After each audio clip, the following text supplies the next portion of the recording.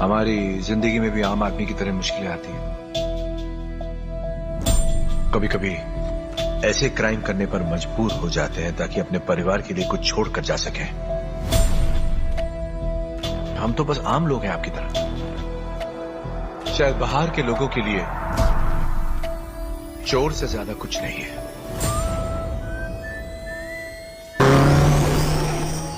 कितने डिफरेंट है रणवीर के रियल पिता उनके रियल पिता से। क्या अपने पिता के कहने पे प्रोटोगोनिस्ट बनेगा एक गैंगस्टर? क्या बताना चाहते हैं संदीप एनिमल के थ्रू। हेलो दोस्तों, मैं नितिन आपका स्वागत करता हूं बॉलीग्रेड स्टूडियोज में। रणबीर कपूर को वैसे तो लोग ममाज बॉय के तौर पे जानते आए हैं, लेकिन क्या आपने कभी सोचा है कि आखिर किस तरह का रिलेशन रणबीर अपने पिता ऋषि कपूर से रखते थे? क्या फिल्म एनिमल में रणबीर के एक गैंगस्टर पिता की भूमिका निभा रहे अनिल कपूर से अलग है ऋषि कपूर, या फिर दोनों का तालमेल कभी ना कभी सेम था? वैसे फिल्म एनिमल की बात करें तो रणबीर का किरदार अपने पिता से एक टॉक्सिक रिलेशनशिप रखता है।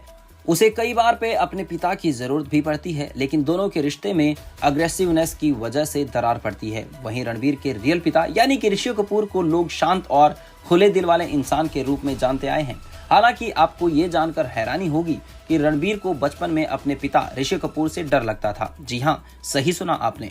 रणबीर बताते हैं कि वो अपनी मां नीतू कपूर से ही ज्यादा क्लोज रहे हैं। वहीं उनके पिता से उनकी बॉन्डिंग उतनी क्लोज नहीं थी, क्योंकि वो ज्यादातर वक्त काम की वजह से बाहर ही होते थे।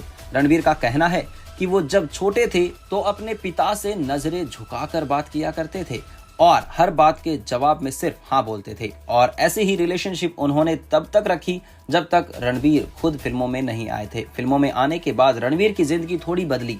वो अपने पिता से ज्यादा बातें करने लगे और यहाँ तक कि ऋषि कपूर उनके मैनेजर भी बन गए थे। देखा जाए तो रील हो या फिर रियल, रणबीर की अपने पिता के साथ इतनी स्ट्रॉन्ग बॉन्डिंग नहीं है। हालांकि फर्क बस इतना है कि जहां रणबीर फिल्म में अपने रियल पिता से एक टॉक्सिक रिलेशनशिप रखते हैं, वहीं वो अपने रियल पिता से एक अच्छी और हेल्दी बॉन्डिंग मेंटेन रखते थे। इन दोनों पिता को उसका स्वभाव ही उन्हें एक दूसरे से अलग बनाता है। जहां रियल पिता अपने बेटे को समझने की कोशिश करता है और उसे एक नेगेटिव माहौल देता है, वहीं रियल पिता अपने बेटे को किसी भी चीज की कमी नहीं होने देता, सिर्फ वो उसे अपना वक्त ही नहीं दे पाता।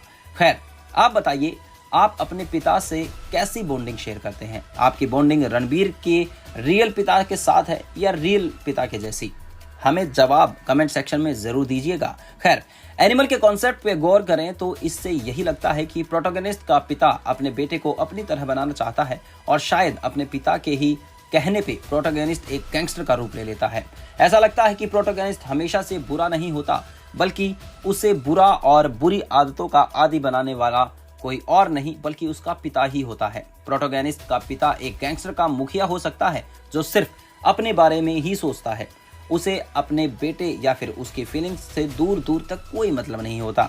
यही कारण है कि अकेलापन और गुस्से की वजह से प्रोटोगनिस्ट खुद के अंदर के जानवर यानी कि एनिमल को बाहर निकाल देता है, जो असल में उसके अंदर के डर, अकेलापन और गुस्से से ही बनकर उभरता है।